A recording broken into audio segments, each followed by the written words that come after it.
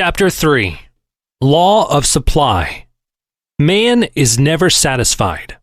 This fact is deplored by many, but God did not intend that man should be forever satisfied. The law of his being is perpetual increase, progress, and growth. So when one good is realized, another desire for a greater good will develop.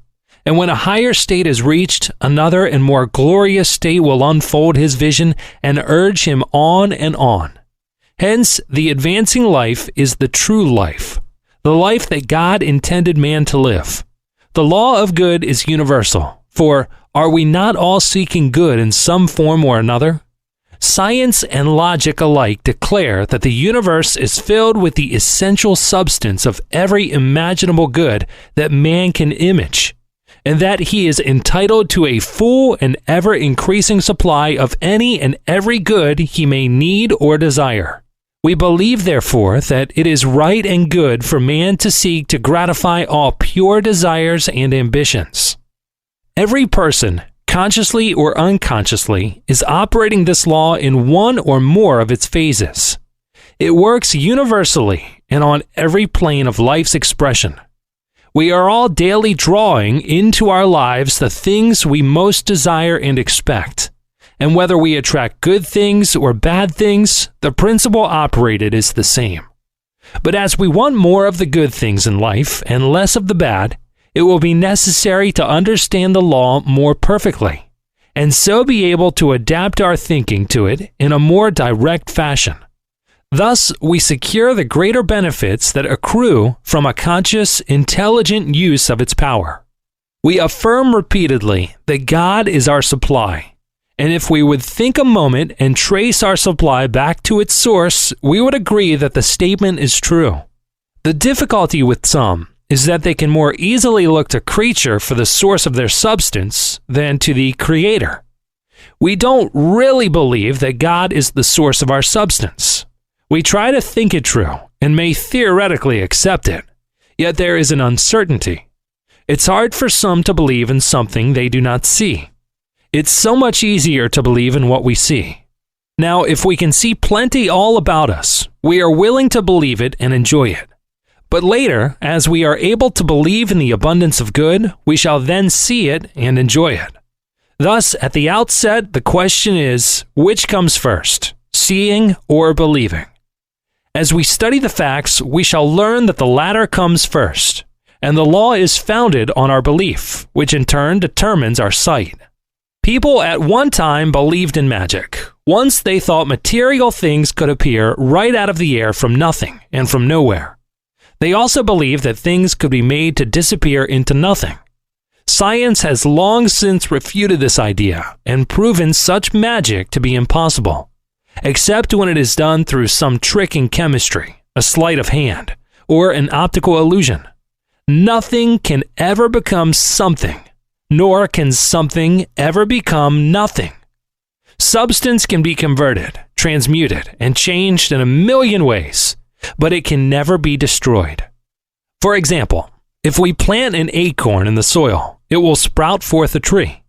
Each year, the tree will bring forth leaves in the spring and shed them in the fall. The leaves drop to earth and become a part of the fertile soil. The tree lives for 100 years, dies, falls to the earth, and decays. This decomposed timber slowly becomes part of the earth and is hardened into peat and coal. The earth is mined and brought into the home as fuel. Here it is consumed with fire and burned into ashes, and the heat units thrown off are used to warm the home. The ashes are again cast upon the earth, supplying food to the soil, which finally nurtures another seed and causes it to sprout forth and become in time another great tree.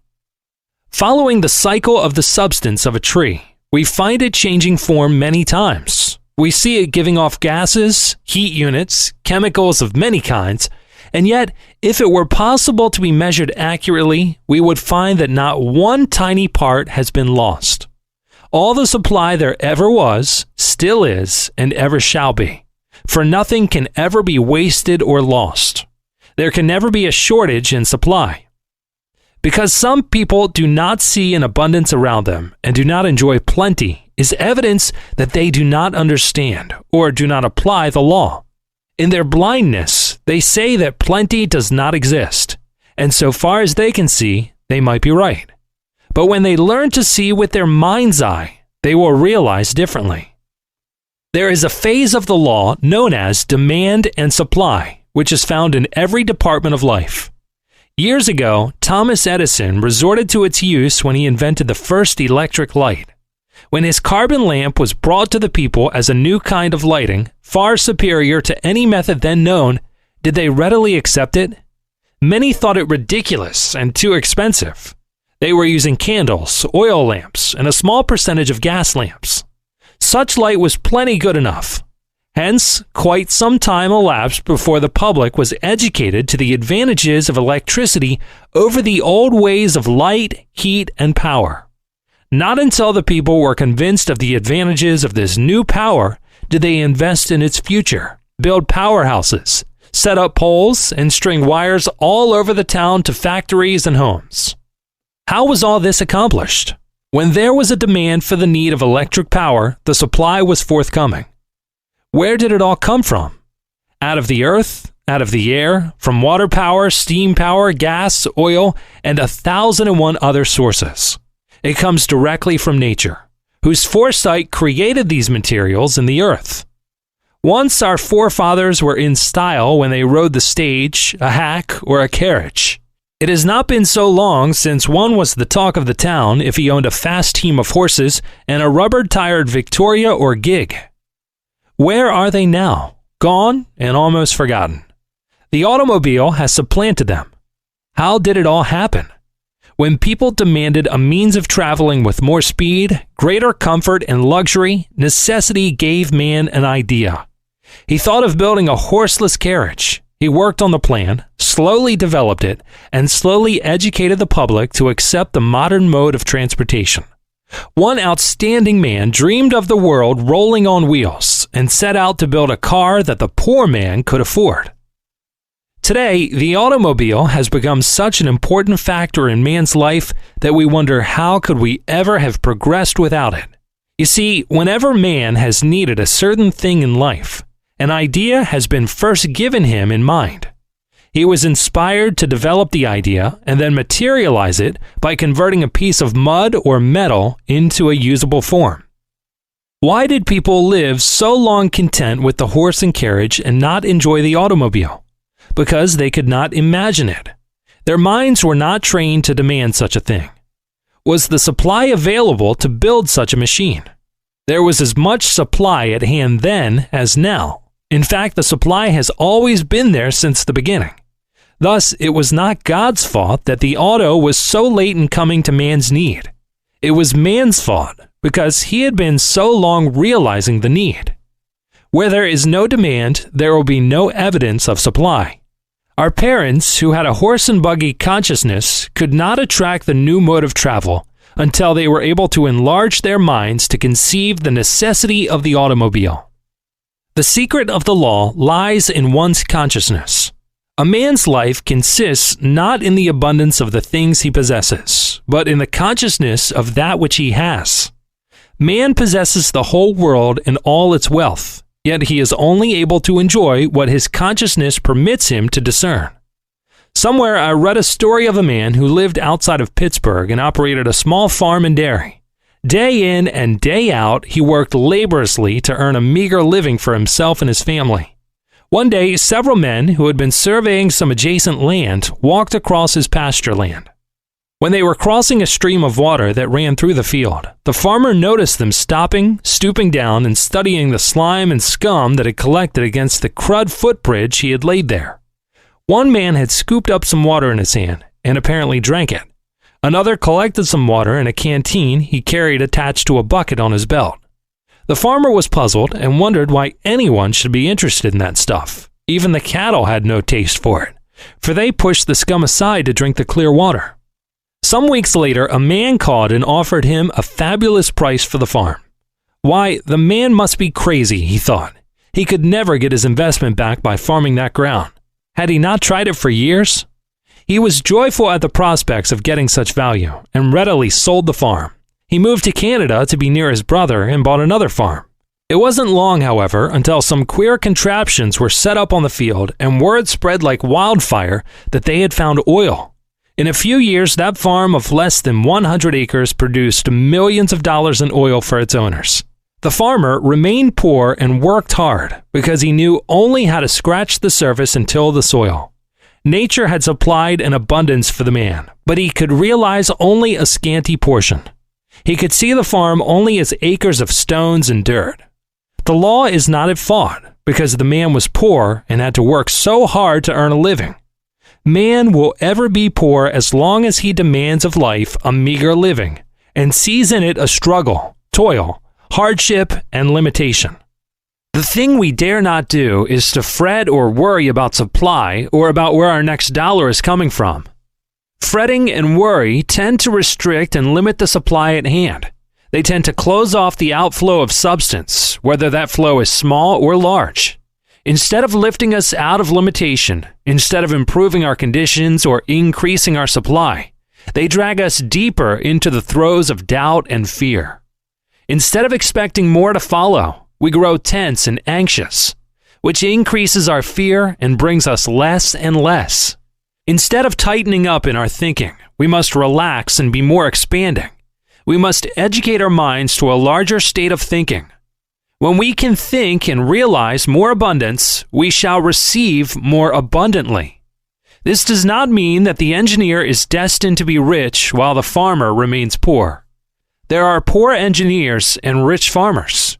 It's not the vocation that determines riches, but the demands we make of our vocations that determine riches. As we are able to think and to realize more abundance out of what we already have, we shall not only expand our thinking, but receive more abundantly. This is the basic principle of the law. The magnet was not charged of itself, but had to be charged with an electric energy by one who understood the operation. A magnet in the hands of an untrained man would be little changed, but in the care of a trained engineer, it could become a strong force of attraction and do a great good. Likewise, the mind magnet of a person can be stimulated to a strong force of attraction. If it is possible to get help from one who already has a full understanding of the law and can give him a good start. Of course, the mind magnet can be charged with constructive thoughts, but it will take some time for these to be effective. And the student who lacks perseverance may too readily become discouraged before the work is accomplished. I always advocate that it's better to get a good start when possible by getting help rather than to come over the slower and more arduous path of self-education. Then the student, knowing that the law does work, will be able to make rapid progress in his development and practice. All the poverty in the world arises from a poverty consciousness, whether it be collective or individual. Why do millions suffer lack and millions more die yearly in India from starvation? I am told that many of them have never in a whole lifetime enjoyed a full meal. Surely it is not because nature has underestimated the need for so great a people. Surely it is not because there is not enough food to go around. It is because the vision of the people has been limited to such poverty. Ask the farmer about his crops. He will tell you his problem is not scarcity, but oversupply. Ask the miner, no matter whether he mines for gold, silver, diamonds, coal, or iron. He will tell you that the supply is far greater than the demand. Ask the scientist, and he will tell you there is food aplenty.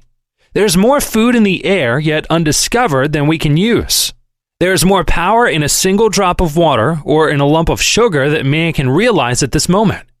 The supply is greater than the demand, and the demand is determined by man's own thinking. The proposition with most of us is that our power of attraction is too weak to meet the demands.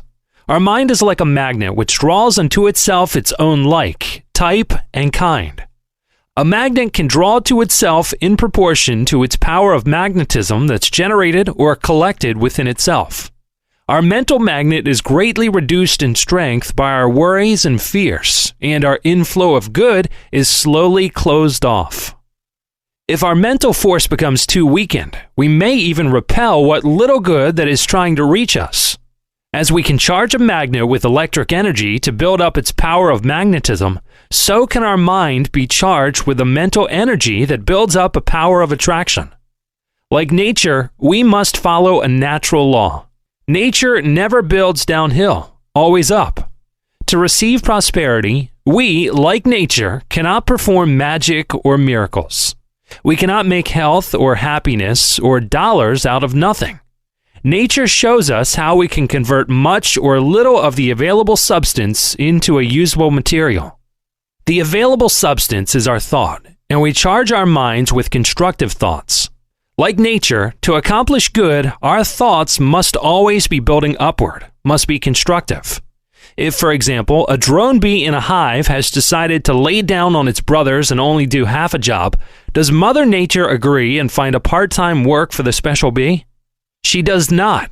She impresses the other bees, who are working hard to collect the honey and fill the hive, to send the soldiers after the drone. It is politely marched outside and stung to death. Nature destroys a lazy bee. If thoughts enter our minds that are not full strength, or not wholly positive, like nature, we must comply with the law and destroy them. We dare not entertain a half-truth or a lazy thought without weakening our power of attraction and reception. Right here is an excellent place for us to begin with an inventory. We should sieve our thoughts carefully to separate the strong thoughts from the drone thoughts. The drones must be cast out and destroyed by refusal to accept them any longer. Then we must carefully guard every thought so that another weak one cannot unconsciously or consciously slip through to play destruction with others that are trying to do good. A man came to me one day late in the fall and expressed his fears pertaining to his job. He had been employed for many years in a hotel that for the first time had felt the effects of a dull season. It was rumored, he said, that the management was going to close down the house and let out the employees until spring. He said, "I feel these folks know there will be a shutdown. They are in the office of the manager. What do you think I can do about it?" "There's only one thing you can do," I answered. "Go back to your work and realize the law. If the law determines your supply and position, then no one but the law can change it for you. If you will realize this and keep it constantly in mind, I shall help you keep the law at work. If the law has another position for you, there will be a door open before this one can close. Go back to your work and ignore the rumors. Let the others fear and fret, but don't let yourself come under their thought. To prove your faith or confidence in the law, prepare to enter another year's business on your books. Get ready to carry on and expect your work to increase and improve." He went back and did as he was told. When rumors grew to realities, he held firmly to the thoughts of increased work and business. Thus, he was retained during the slack times. He was kept in the office to handle the business, and because of the increased work and responsibility placed upon him, he was given an increase in salary. If he had been allowed to entertain the fears and thoughts of loss and lack, he would have suffered with the rest who were laid off. This is according to the law, and the law is no respecter of persons. If he had allowed his thoughts for good to become adulterated with thoughts of lack, he would have weakened his mental magnet. He could not have attracted any more than his mind was able to receive. It matters not how much we pray or how loud we pray. Our prayers can only be answered as we work the law. The law will serve us in proportion to how well we serve it. Robert Collier, in one of his books, tells of an incident that happened in Chicago. A young man, while in the elevator of a large business house, was asked the question, "What is your religion?" He promptly answered, to the surprise of others, that his religion was Sears, Roebuck & Company. That young man is one of the executives of the same company today. Why? He touched the law of supply in that he thought solely in terms of his interests. His firm's success was his success. His concerted interest enabled him to become a part of the firm. Today, he has a tufted seat, a handsome office, and a fine salary. If your need is supply, then your religion is the same. Like the young man, your single thought must be abundance. As abundance and supply are one, then to use the law, you must think supply, talk supply, and live supply with every thought. Keep your thoughts so occupied with ideas of plenty that any and all the drone thoughts of lack or loss will be destroyed.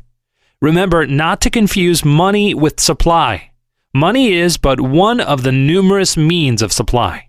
Money is not the root of evil, but the love of money is. If you concentrate upon money alone and use every means to gather it and hoard it, you are forcing the law to close out other good. If you concentrate on a part and not the whole, you get only a small part. If you concentrate on the whole, you enjoy all its parts. If you love money, use the law solely to amass riches, you may gain riches, but you will also lose so much more that is good that your life will be quite empty and lonely.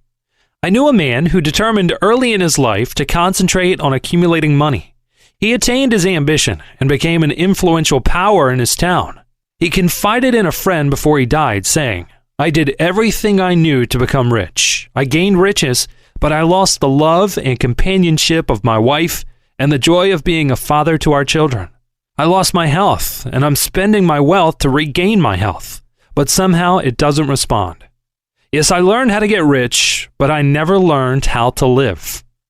If we love the law, use the law to gain supply and use it wisely, we will satisfy every desire. We will learn how to live wholesomely, freely, and wisely, and there will be no losses. Our lives will be as complete as God, the law, designed them to be. There may be many of you who are trying to follow the truth ideas and who have earnestly affirmed and thought statements for supply, but somehow it has only come in small amounts or not at all. This may be largely due to the fact that your senses are yet too strong for your mind to control. You must see first before you can believe. That is, you are so used to seeing just so much supply or money that in spite of your statements, you believe more in what you see than in what you're trying to think. To you, it is necessary first to train your senses to come under the control of your thoughts, which you know you must think to conform with the law. Florence Shinn gives a clear example of this in her book, The Game of Life. She tells of a man who is seeking a new position and having a limited amount of money, was debating in his mind whether to buy a new coat or to hold tight to the money in case he was long in getting employment. He was advised to buy the coat, and it was an expensive fur coat. This reduced his bank account considerably, but it increased his confidence and stimulated his faith to such a degree that his prospective employer caught the spirit of it and gave him a splendid job. The coat served to enable him to feel prosperous, and the venture strengthened his courage and confidence. So the law proceeded to satisfy the demand. If such a condition arises, wherein one feels better for seeing some evidence of prosperity, then it is wise to do that which makes it easier for the person to draw prosperity to him. Certainly, it is not helpful to work for prosperity and see a stack of bills before you, or a condition of limitation or squalor around you. It's better to come away from such a sight and go where the view is more in keeping with the desire of the mind. When I desire to work for prosperity for myself or others, I try to stay in an environment where there is plenty and beauty, and where the people around me are not in limited straits. It follows, therefore, that you can steadily draw into your life any and every form of good you may truly desire, as it is the will of God that you should enjoy every good that will promote happiness and progress. All desire is an expression of the will, while to expect good is to demand good, so that both are necessary to attract supply. Therefore, seek to adjust your desire with God's plan, the law, and expect that every good and only good can reach you. Then nothing but good can come. An abundance of all needed good is the natural heritage of every man, woman, and child. That is a vital truth. It is wrong for one to dwell in poverty when there is plenty for all. It's wrong for one member of the human family to accumulate vast wealth at the expense of his fellow man. Wrong for one to dwell in conditions of war and chaos when peace may prevail. Wrong for the strong to take advantage of the weak. Wrong to lack in good of any kind that may be essential to promote the welfare and happiness of the individual. So, whatever falls short of giving satisfaction, harmony, growth, and increase is abnormal. Nature originally intended that the real needs of man should be adequately supplied, not his surface wants, which are often impulses, but the normal specific needs of the individual, which would be abundantly satisfied were man to live in closer harmony with the fundamental law of supply. Nature is a prolific producer of blessings, which she gives freely to mankind, ever producing all things for a good and useful purpose. Every individual, therefore, has a natural right to a full supply of every good that he can use or enjoy. Owing, however, to the artificial means man has been taught to use and to depend upon for his supply, he has lost sight of the basic truth upon which this lesson is based. At the outset, let us realize that the material world in which we live is a sphere of effects, and that behind these effects is a world of causes. Then recognize that when you desire any particular effect, it is because that specific good is already in existence in the sphere of causes. Then realize that when you desire any particular effect, this desire is an appearance of an underlying cause. This is the principle upon which our definition of the law of supply is based, and when you learn how to operate it in the proper manner, you will be able to draw into your life more and more of the good in whatever form you may need or desire. Everywhere in the world is an omnipotent principle of good. We touch it in countless ways. Each thought of good is a seed for the production of good. You are entitled to all the good you can appropriate and use, and the more good you realize and enjoy, the more you live in true accord with the purpose of this ever-present spirit of goodness. Learn to understand how to tap the source of all supply, for there is no limit to the good that may be developed and enjoyed in your life. In truth, man embodies every law of nature relating to his highest welfare and orderly growth. He is not therefore separated from any good thing he may need to enhance his happiness or further his progress. But whether he shall lack or possess that which he needs or requires will be largely determined by the use he makes of his present endowment of intelligence and power. The more man grows in true knowledge, and the more he uses his powers in constructive ways, the more good he will create in the circle of his expression, in his own little world. The Promised Land. No more shall I look to the far skies for my Father's loving aid, since here upon earth his treasure lies, and here is his kingdom laid. No more through the midst of things unknown I'll search for the Promised Land, for time is the footstool of his throne, and I am within his hand. The wealth that is more than finest gold is here, if I shall but ask, and wisdom unguessed and power untold are here for every task. The gates of heaven are before my eyes, their key is within my hand. No more shall I look to the far skies, for here is the Promised Land. Alva Rohrnans.